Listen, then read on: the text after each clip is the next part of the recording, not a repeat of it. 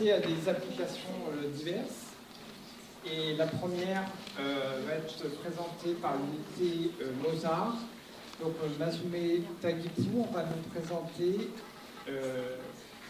une application sur l'éthologie numérique pour caractériser des indicateurs de bien-être chez la chèvre. Merci Eric pour l'invitation et merci aux organisateurs pour cette belle journée. Donc, je suis Mazume Taguipou de l'UMR Mozart. Donc, Mozart, pour ceux qui ne connaissent pas, c'est modélisation systémique appliquée aux ruminants.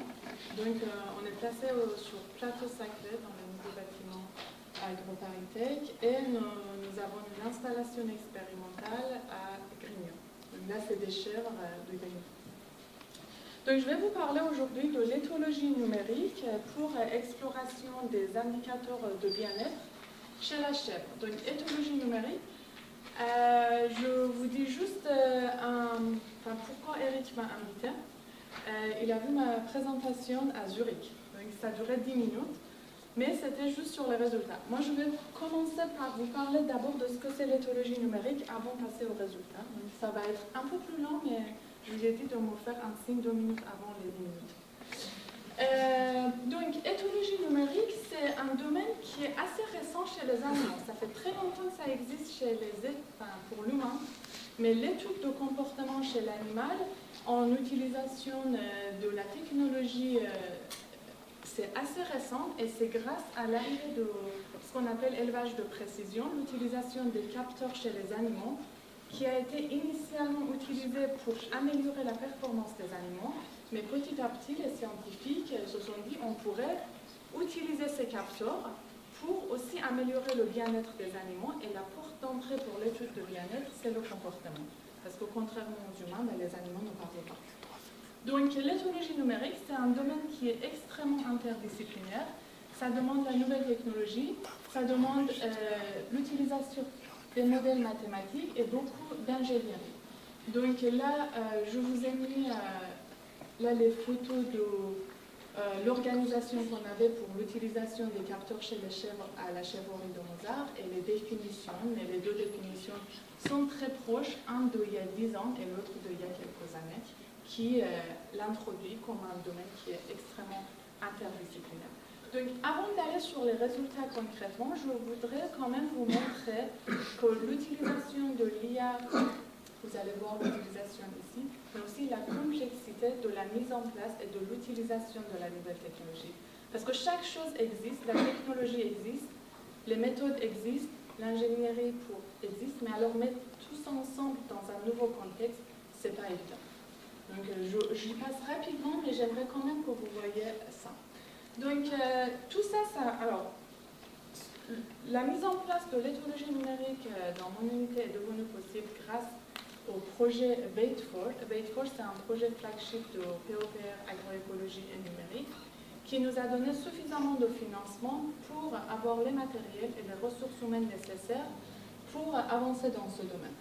Donc, l'objectif du projet Waitforce, c'est l'utilisation de l'intelligence artificielle et la nouvelle technologie pour évaluer les indicateurs pertinents de bien-être animal confronté aux défis de la transition agroécologique. Et donc, l'objectif de ce projet, en gros, c'est identifier et analyser des indicateurs de bien-être animal en réponse à différentes pratiques agroécologiques. Donc, vous allez voir, je vais vous montrer, nous avons mis plusieurs experts en place pour les contextes de dégradation de bien-être, le contexte en lien avec l'amélioration de bien-être, et donc la mise en place des indicateurs dans chacun de ces contextes-là. Et à la fin, on aimerait pouvoir avoir des indicateurs précoces, des signaux associés à la détérioration ou à l'amélioration de bien-être. Donc, dans ce contexte-là, alors, qu'est-ce que ça change? L'éthologie numérique, qu'est-ce que ça change par rapport à l'éthologie classique? Dans l'éthologie classique, le chercheur se met devant les animaux avec une feuille et un crayon et note l'activité des animaux, son comportement. La promesse de l'éthologie numérique, c'est qu'on va avoir une approche individuelle. Alors, pardon. Et donc, par rapport à l'approche actuelle pour l'évaluation de bien-être, qui est basée sur caractérisation de comportement des animaux, plus tout ce qui est dans l'environnement de l'animal, par exemple le protocole Welfare Quality, qui a besoin qui mesure l'état des animaux, par exemple, s'il y a des blessures, etc. Mais en plus de ça, pour savoir si les animaux peuvent bien manger, le nombre de mangeoires, le nombre des abreuvoirs, là, la promesse de l'éthologie numérique, c'est de passer d'une obligation des moyens dans l'environnement à une obligation de résultat. On va regarder concrètement la réponse de chacun des individus et l'état de chacun des individus. Et puis, ça nous amène vers une évaluation automatique de comportement. Là, vous voyez que j'ai mis objectif, mais j'ai mis un trait dessous, parce que on ne pourrait jamais, en tout cas aujourd'hui, avoir une évaluation objective de comportement. Si je vous réfère à la présentation précédente, il y a toujours dans la partie annotation et entraînement de nos modèles la vision humaine, donc la vision de l'observateur. Donc on est pour l'instant dans une évaluation automatique de comportement, c'est la promesse. Donc ça c'est le numérique et la technologie. Donc les photos que vous voyez là, c'est les chèvres qui ont un collier avec des accéléromètres. Et donc avec ce qu'on met en place, on transforme ça en activité sur une durée très longue et de façon continue. Et donc, dans ce contexte-là, comme je vous ai dit, notre objectif, c'était de mettre en place des indicateurs de dégradation de bien-être animal, donc c'est via un challenge nutritionnel, donc les animaux, alors je reviendrai, et puis aussi des indicateurs de bien-être animal, amélioration de bien-être dans un contexte de l'enrichissement, accès à un parc extérieur et accès au pâturage. Donc là, c'est l'expert pour restriction, challenge nutritionnel à la chèvrerie de Mozart. Et donc ça, c'est des auges individuels qu'on mesurait finalement la gestion de chaque individu. Et là, c'est une autre expert de projet Vector qu'on a mis en place en collaboration avec l'UO Aferlus, où les chèvres avaient accès au pâturage à l'extérieur. Donc, qu'est-ce qu'on a utilisé comme capteur? Donc, nous avons dans un premier temps utilisé les accéléromètres. Donc, les accéléromètres, c'est des capteurs qui mesurent l'accélération en 1, 2 ou 3 axes. Nous, dans notre cas, c'était 3 axes, comme vous voyez ici. Et nous avons aussi utilisé les caméras. Donc, l'accéléromètre nous permet, c'est utilisé pour mesurer l'activité. Et les caméras, c'est pour mesurer les interactions sociales des animaux. Donc, on a besoin d'avoir une vue globale sur les animaux. Et donc, comme vous vous en doutez, pour les caméras, c'est des modèles de machine vision que nous avons utilisés. Et ce que je vais vous présenter, c'est plus la partie accéléromètre. Et s'il reste du temps, on passerait sur la partie caméra. Donc, la difficulté, alors ce que je vous disais au départ, c'est un projet qui a été... Alors, l'utilisation des accéléromètres chez la chèvre laitière a été mise en place dans le cadre de la thèse de Sarah Mooney et qui était une collaboration avec EMEA Paris-Saclay. Donc, on a cette finalement opportunité d'être dans le même étage que nos collègues mathématiciens. Donc, ça, c'est un co-encadrement avec June Kwon de EMEA Paris-Saclay. Donc, ce que je vous ai mis en photo ici, les photos que vous voyez là, c'est de 2022, le début de ce projet, jusqu'à 2025, comment on a fait porter les accéléromètres par les chèvres. Parce que ce dispositif-là, ça n'a jamais été utilisé chez les côtés ruminants, surtout les chèvres.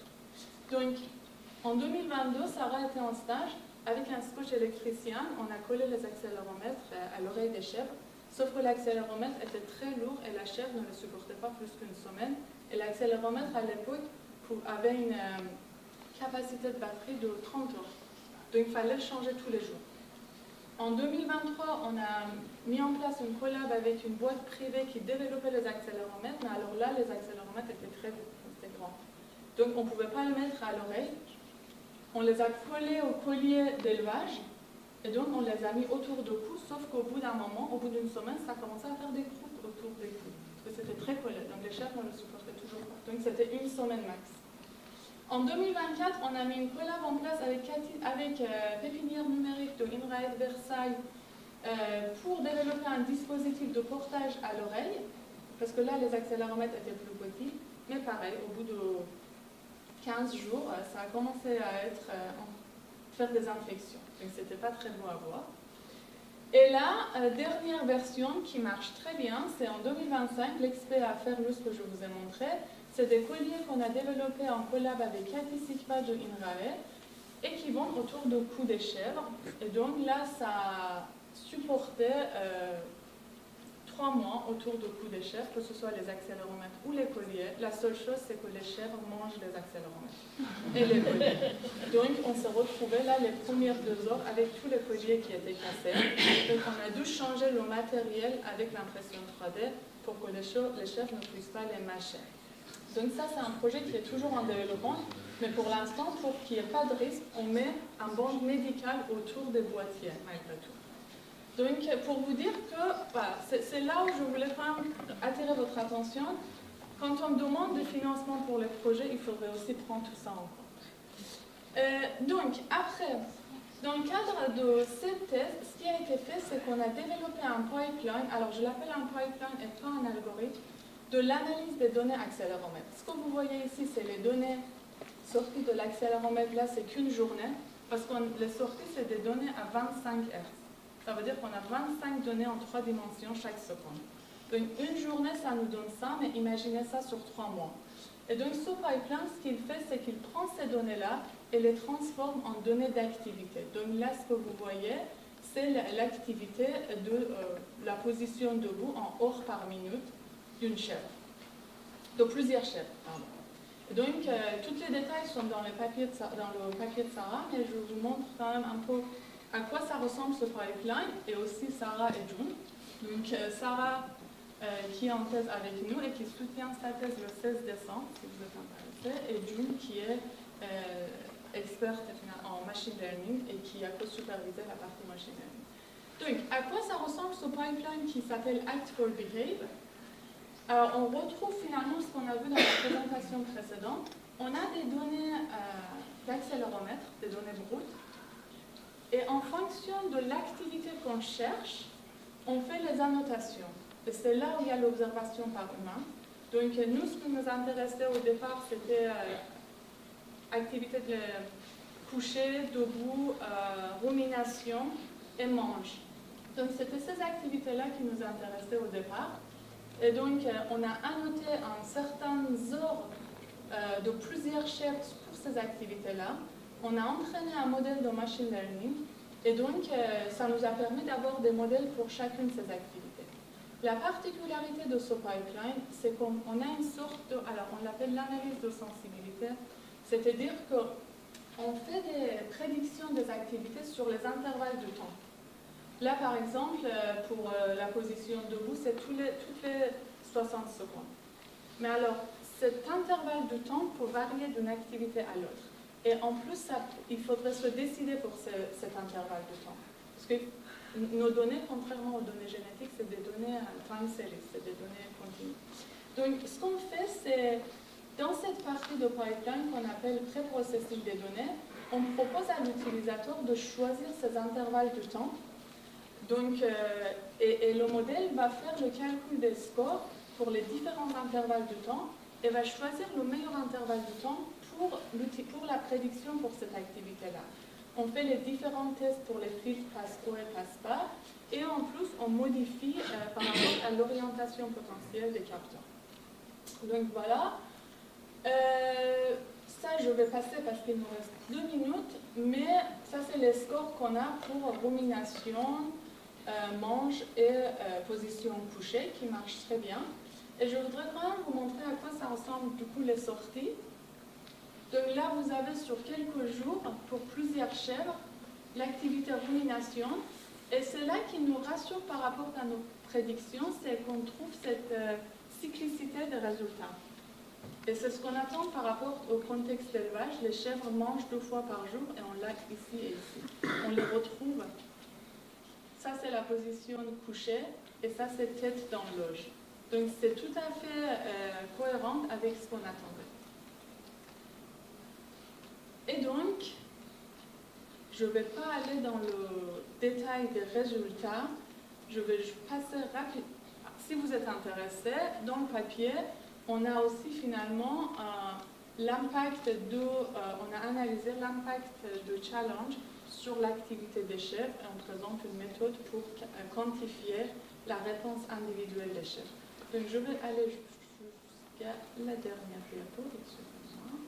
Voilà, donc ce travail n'est pas fait par moi seul, donc là c'est toute l'équipe, le groupe éthologie numérique de Mozart, avec tout le turnover qui était présent. Voilà, merci à vous pour votre attention.